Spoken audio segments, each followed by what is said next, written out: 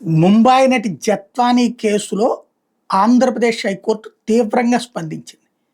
అందులో పిఎస్ఆర్ ఆంజనేయులకి ముందస్తు బెయిల్ మంజూరు చేస్తున్నటువంటి సందర్భంలో కీలక వ్యాఖ్యలు చేసింది.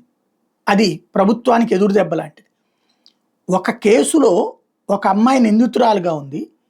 ఆ అమ్మాయి నిర్దోష కాదా అన్నది పోలీసులు ఎలా డిసైడ్ చేస్తారు? ప్రభుత్వం ఎట్లా డిసైడ్ చేస్తుంది? నిందితులుగా ఉన్నటువంటి వాళ్ళు నా మీద తప్పుడు కేసు పెట్టారు అని చెప్పగానే పోలీసు అధికారుల మీద కేసు పెట్టడం ఏంటి? ఈ లెక్క అయితే ప్రతి నిందితుడు తన పోలీసు అధికారి మీద కేసు పెడతాడు.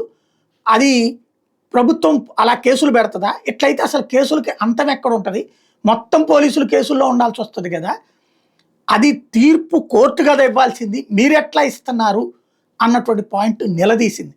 60 మందిని విచారించాము అంటే అసలు ఇది ఏమన్నా రాజీవ్ గాంధీ మర్డర్ కేసు అయింది? 60 మందిని విచారించాల్సిన అవసరం ఏంటి? అసలు అది జడ్జి గారు కదా విచారించాల్సింది, పోలీసులు విచారించడం ఏంటి అంటూ నిలదీసినటువంటి సంఘటన.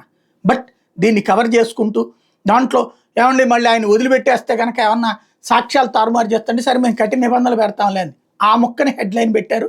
అసలు విషయాలు దాచేసి ఈనాడు జ్యోతి, సాక్షి రెండో కోణాన్ని ప్రొజెక్ట్ చేసుకొచ్చింది.